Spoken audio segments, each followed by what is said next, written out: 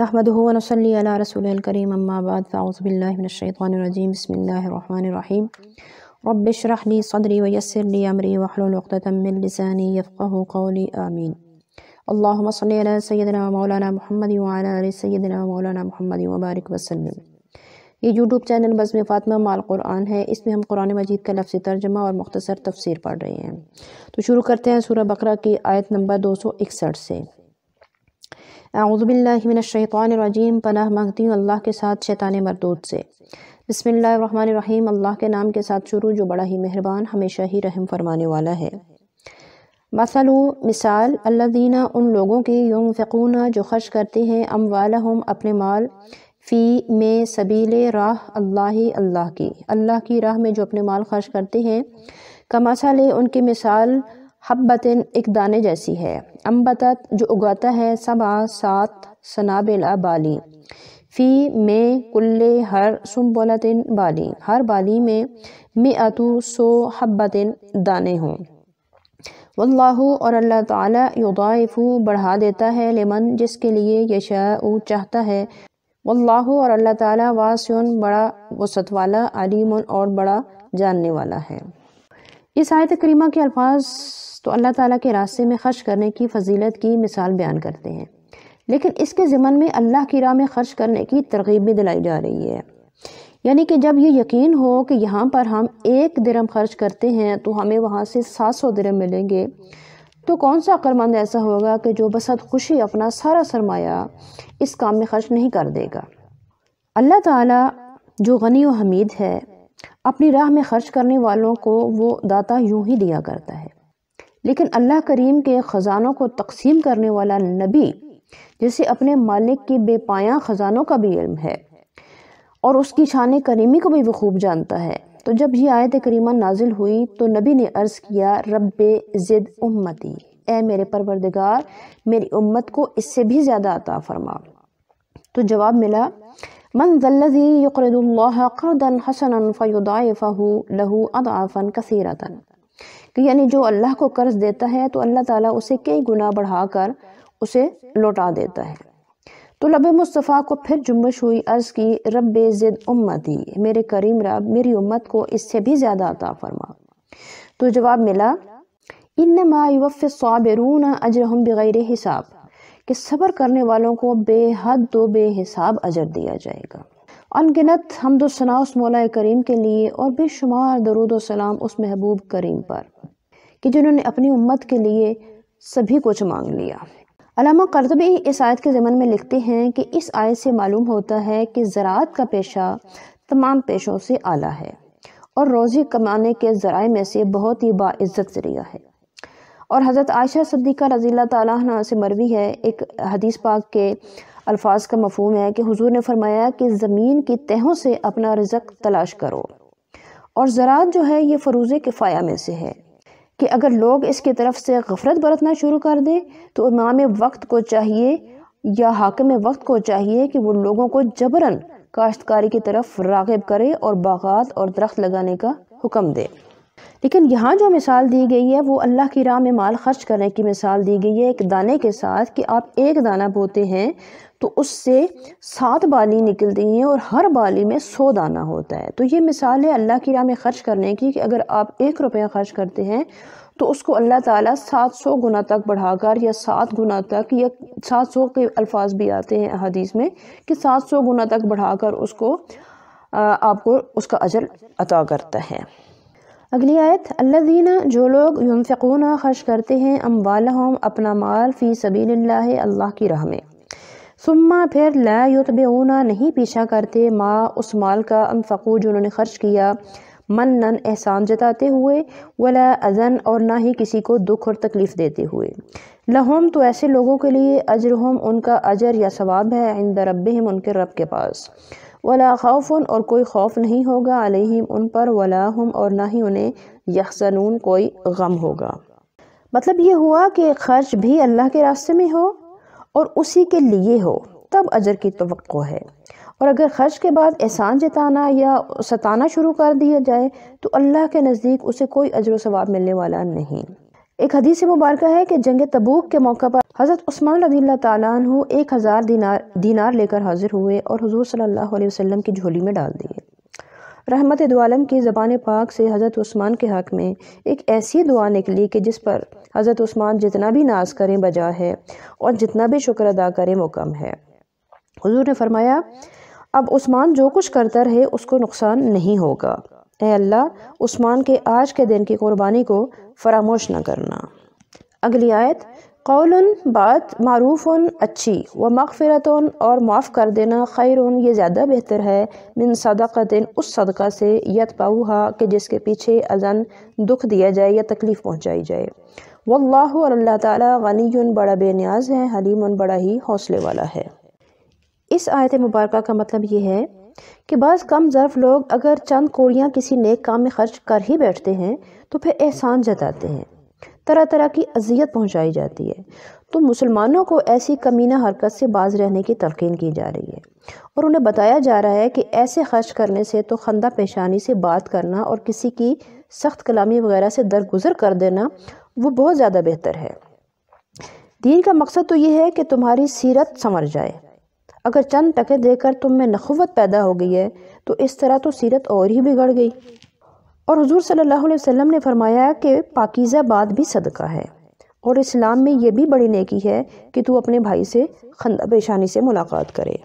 کہ اس کے اوپر خرچ کر کے یا اس کے ساتھ کوئی احسان یا نیکی کر کے پیچھے بار بار اس کو جتاتے رہنا کہ میں نے یہ کیا یہ کیا یہ کیا، اس سے بہتر ہے کہ تم اس کے اوپر کوئی خرچ نہ کرو بلکہ اس کے ساتھ کوئی اچھی بات کر لو، بس تمہارے لیے اتنا ہی کافی ہے۔ اگلی آیت، یا ایھا الذین آمنوا اے ایمان والو،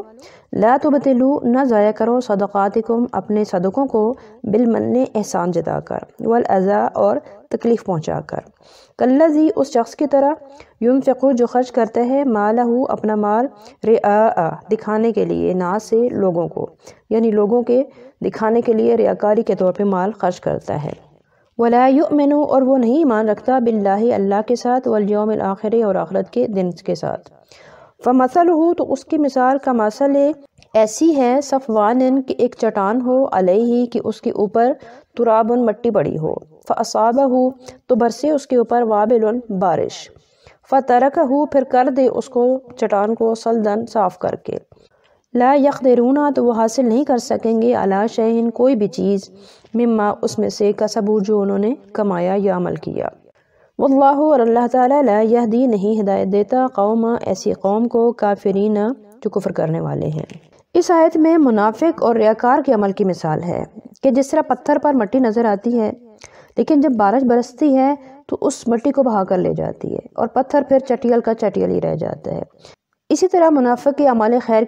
کا بھی حال ہے کہ بظاہر دیکھنے میں تو بہت کچھ دکھائی دیتا ہے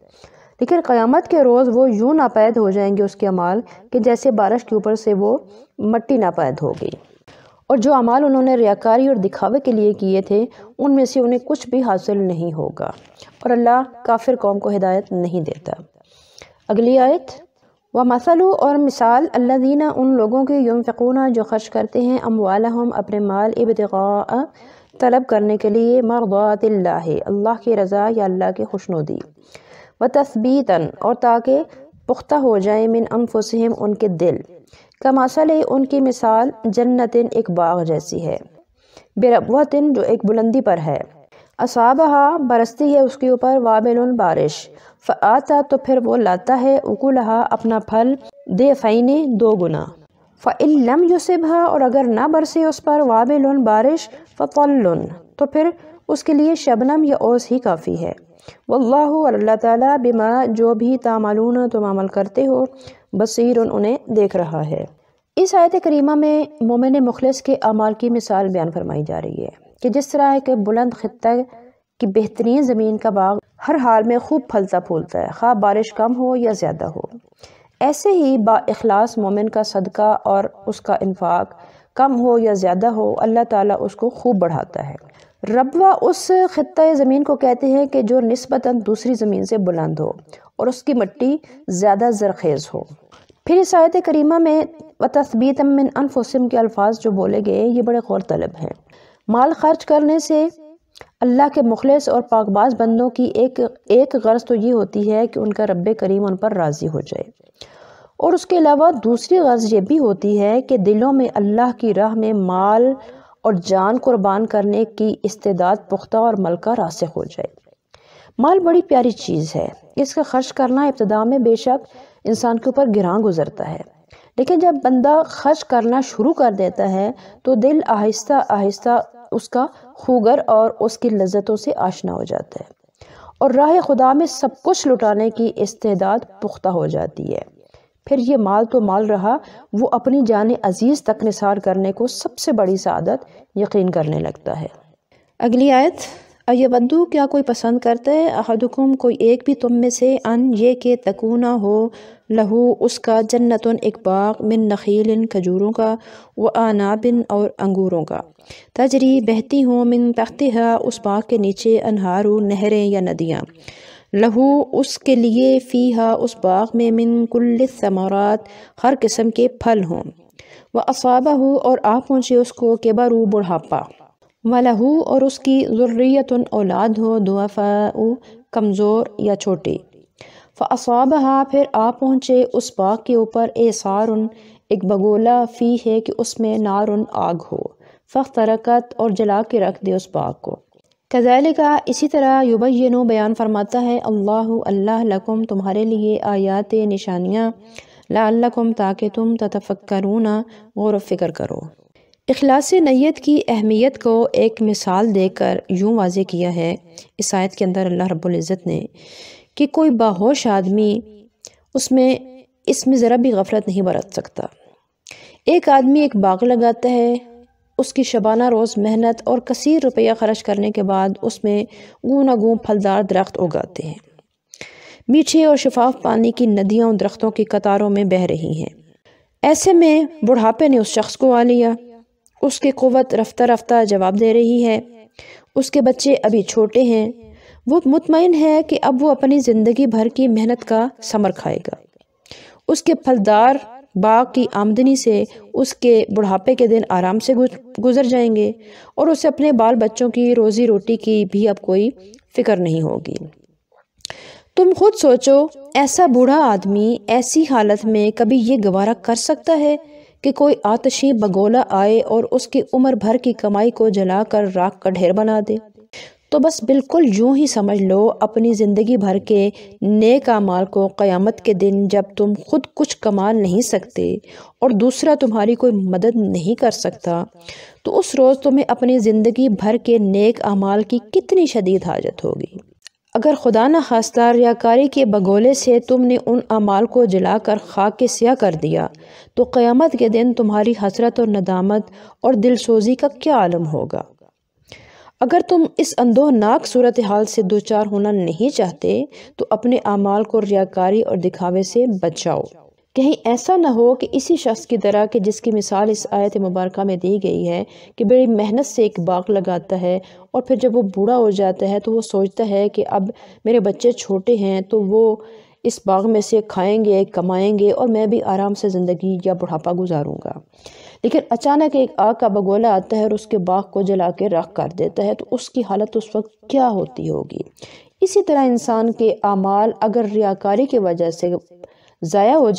ہوگے قیامت کے دن، تو اس کا بھی ایسا ہی حال ہوگا۔ تو دعا ہے کہ اللہ تعالی ہمیں ریاکاری سے بچائے، کہ ہم جو بھی عمل کریں وہ خالص اللہ تعالیٰ کی رضا اور اس سے خوشنودی کے لیے ہوں۔ آج کے لیے اتنا ہی۔ اگر آپ نے ہمارے سابقہ اسباق نہیں دیکھے سنے تو اس ویڈیو میں ان کے بٹن موجود ہیں، پریس کیجئے، انہیں بھی دیکھیے اور سنیے، اور خاص طور پر اپنے جاننے والوں میں، اپنے دوستوں میں، اپنے رشتہ داروں میں ضرور ان ویڈیوز کو شیئر کیا کیجئے تاکہ وہ بھی قرآن پاک کی تعلیمات سے بہرہ ور ہو سکیں، اور ویڈیو کے نیچے کمنٹ ضرور کیا کیجئے، کیونکہ آپ کے کمنٹ ہماری حوصلہ افزائی بھی کرتے ہیں اور ہماری رہنمائی بھی کرتے ہیں۔ تو آج کے لیے اتنا ہی۔ اپنا بہت سارا خیال رکھیے گا، دعاؤں میں مجھے بھی یاد رکھیے گا۔ اللہ تعالی ہم سب کو اپنے حفظ و امان میں رکھے، آمین۔ السلام علیکم ورحمۃ اللہ وبرکاتہ۔